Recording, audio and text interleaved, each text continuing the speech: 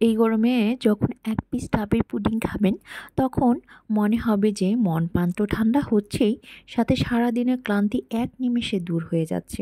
আসসালামু আলাইকুম, welcome to my channel মৌরিদিস ক্রাফট। আজকে আমি আপনাদের সাথে শেয়ার করব রিফ্রেশিং ডেজার্ট। আজকে আমি তৈরি করে দেখাবো ডাবের পুডিং। এই গরমে চেষ্টা করতে হবে হেলদি ও রিফ্রেশিং কিছু খাওয়ার। তাই আজকে খুব উপকারী ফল ডাব দিয়ে আমি তৈরি করে দেখাবো ডাবের পুডিং, এবং এটি খুবই মজাদার, এবং এটাকে কোকোনাট জেলো পুডিংও বলা হয়। মাত্র 2 থেকে 3টি উপকরণ দিয়েই কিন্তু এই মজাদার পুডিং তৈরি করা সম্ভব।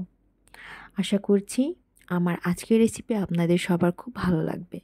তাই দেরি না করে চলুন ঝটপট তৈরি করে নেওয়া যাক মজাদার এই ডাবের পুডিং। আমি ডাবের পুডিং তৈরি করে নেওয়ার জন্য প্রথমে 2টি ডাব নিয়েছি, এবং এই ডাবের পানিটা প্রথমে আমি ছেঁকে নিয়েছি একটা পাত্রে।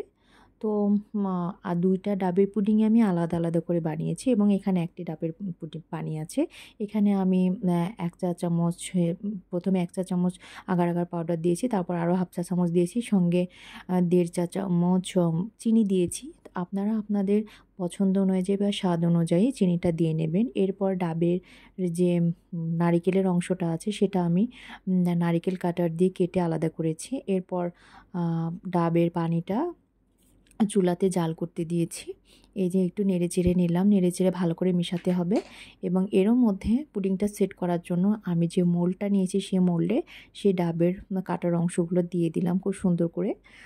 তার সুন্দর করে দিয়ে দেওয়ার পরে এখানে এই যে দেখুন এরকমভাবে সেট করতে হবে। এরপরে যে ডাবের পুডিংয়ের পানিটি হয়ে গেছে, এখন এই পানিটি ঢেলে দিলাম। এই যে এরপর এইটা কিছুক্ষণ বাইরে রেখে ঠান্ডা করে নেব। ঠান্ডা করে নেওয়ার পরে ফ্রিজে রেখে এই যেভাবে সেট করে নিয়েছি, কি সুন্দরভাবে হয়ে গেছে। আমি 1 ঘন্টা রেখেছিলাম। এরপরে এই যে দেখুন আমি এটা পুডিংটা আনমোল্ড করছি। হ্যাঁ, কি সুন্দরভাবে পুডিংটা সেট হয়ে গেছে। এখন এই যে পুডিংয়ের লাস্ট লুকটা কেমন হয়েছে, মাশাআল্লাহ খুব সুন্দর, দারুণ একটা লুক এসছে। এই যে মানে এটা এতটা হয়েছে যে মানে ছুঁড়ে যাচ্ছে না আলাদা করে। এবারে যে আমি এটা কেটে নিচ্ছি, এবং দেখুন যে কত সুন্দর একটা মজাদার ডেজার্ট তৈরি হয়ে গেছে খুব অল্প উপকরণ দিয়ে। এবং এইটার ফাইনাল লুক আমি কাটলাম, কেটে দেখালাম যে এটা আসলে ভেঙেও যাচ্ছে না, এবং খুব সুন্দরভাবে জমাট বেঁধেছে। এই যে,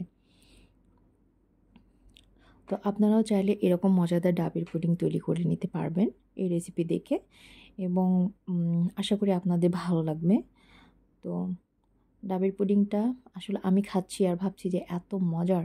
আসলে ডাবের পুডিং এত উপকারী, ডাব ভীষণ উপকারী ফল, এবং এর পুডিংও ভীষণ উপকারী ফল, ভীষণ উপকারী, যার জন্যই আসলে এটা খেলে আমাদের শরীর এবং মন দুটোই ঠান্ডা থাকে। তো আপনারা চেষ্টা করবেন এই গরমে বেশি বেশি করে ডাবের পুডিং খেতে। এবং এটা কি সুন্দর যে হয়েছে দেখুন, কোনোভাবেই কিন্তু এটা ছুঁড়ে যাচ্ছে না।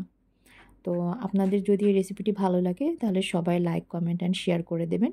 আমার চ্যানেলের সঙ্গেই থাকবেন। সবাই ভালো থাকবেন। আল্লাহ হাফেজ। আসসালামু আলাইকুম।